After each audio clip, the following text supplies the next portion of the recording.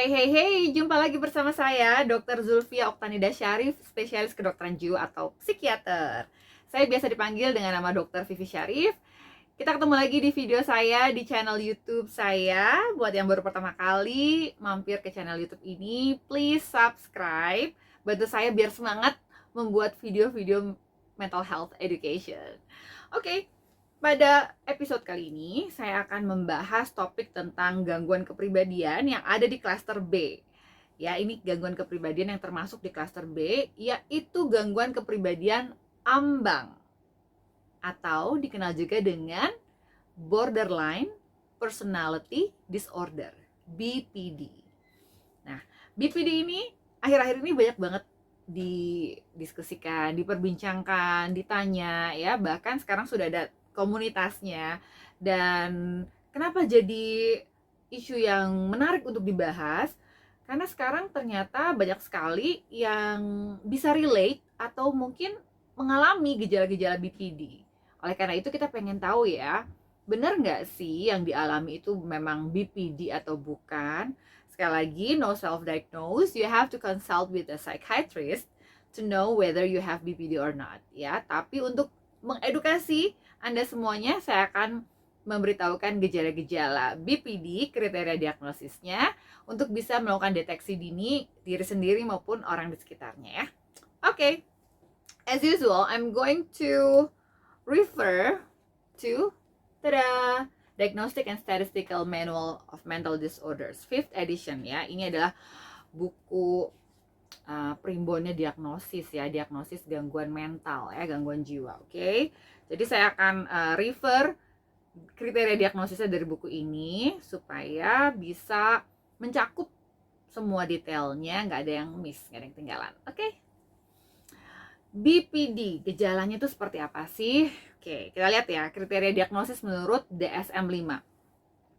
Pada BPD ada pola menetap dari relasi interpersonal yang tidak stabil, instabilitas ya. Kemudian ada juga gambaran diri yang tidak stabil. Ada juga afek atau perasaan yang tidak stabil.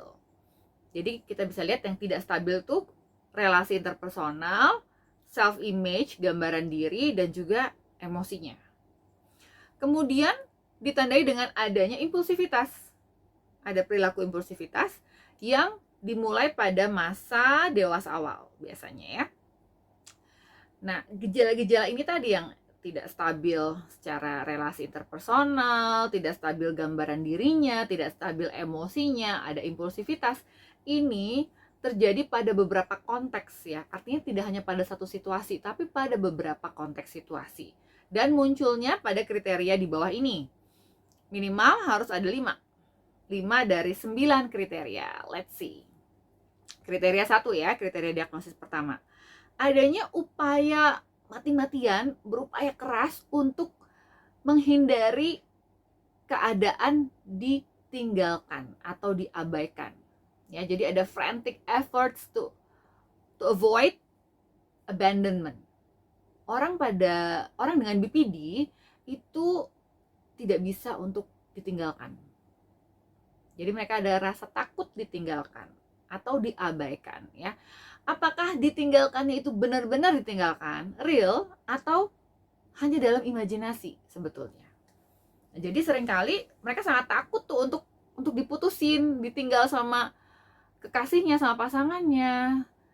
Dan kalau misalnya ditinggal sama teman-temannya itu juga jadi big deal untuk orang BPD ya. Oke.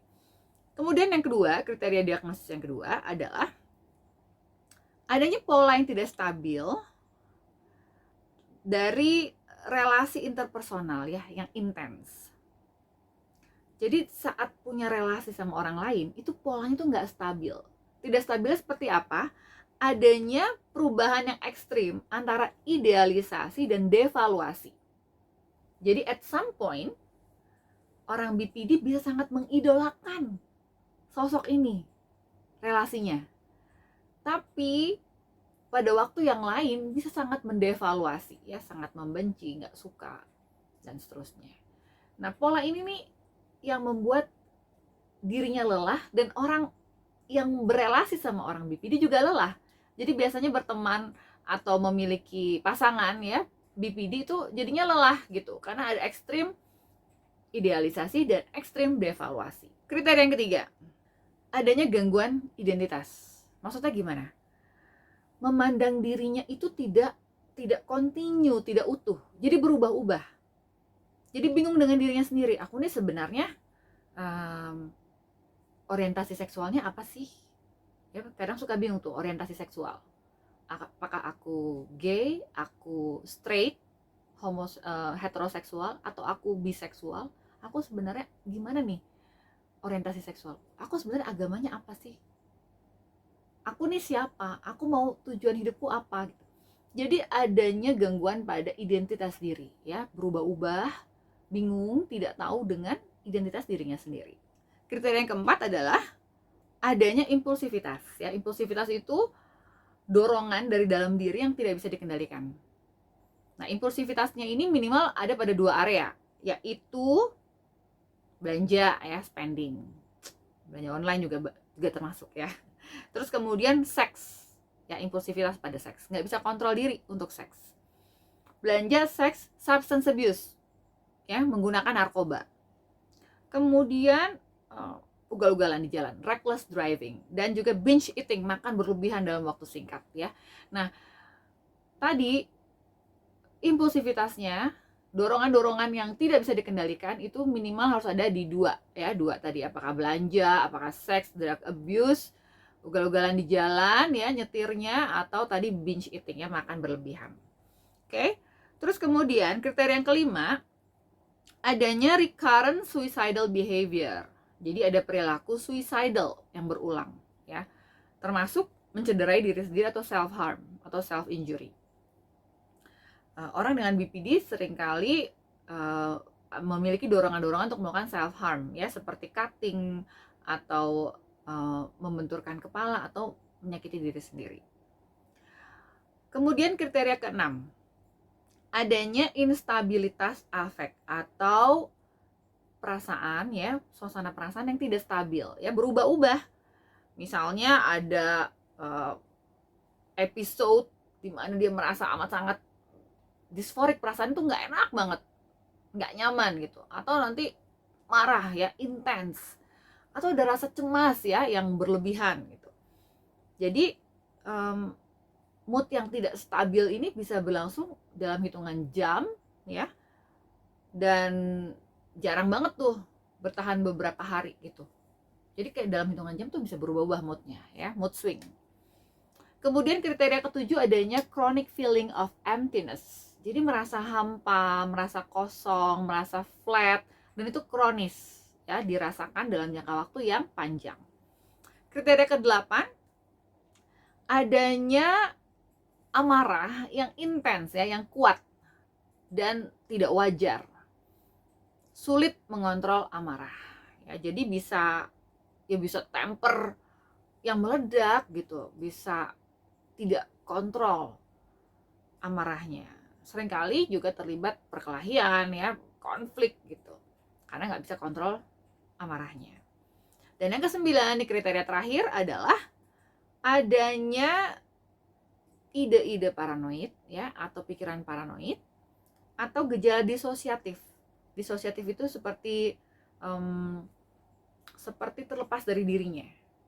Dan ini sifatnya transient. Transient itu artinya sementara atau stress related, ya, terkait sama stres. Jadi saat ada stres, tiba-tiba muncul tuh ide-ide paranoid, ya, pikiran paranoid, atau ada gejala-gejala disosiatif. Seperti seakan-akan kayak dirinya tapi bukan dirinya sendiri, atau kayak merasa dalam kondisi autopilot gitu, blank.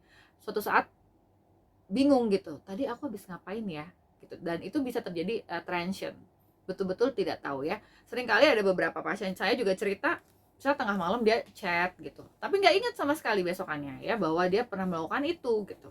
Tapi ntar pacarnya bilang, kamu semalam tuh chat aku begini gini gini, atau melakukan sesuatu yang seperti tidak disadari gitu, ya. Ada gejala-gejala transient, gejala-gejala yang singkat, yang sementara dari dissociative symptoms, ya. Oke. Untuk menegakkan BPD harus ada minimal 5. 5 dari 9 kriteria ya. Jadi kalau misalnya hanya ada satu, misalnya oh dok saya tuh self harm, saya pasti BPD, belum tentu. Ada nggak gejala yang lain ya? Atau dok saya tuh suka merasa hampa, apakah saya BPD? Nah kalau cuma satu ya belum masuk kriteria BPD gitu ya. Jadi minimal ada 5 kriteria dari 9 kriteria tadi. Nah untuk itu no self diagnose, konsultasi deh ke psikiater ya. Nah BPD sendiri terapinya, terapi utamanya adalah psikoterapi. Salah satu terapi yang memang ditujukan, diindikasikan untuk BPD adalah namanya dialectical behavioral therapy. Jadi terapi DBT ini merupakan salah satu anak dari terapi CBT. Kalau pernah dengar CBT, Cognitive Behavioral Therapy, nah itu kayak anak cabangnya gitu, si DBT ini ya, Dialectical Behavioral Therapy. Nah, DBT memang spesifik ditujukan untuk terapi orang-orang dengan gangguan kepribadian ambang atau borderline ya. Apakah orang BPD juga dikasih obat?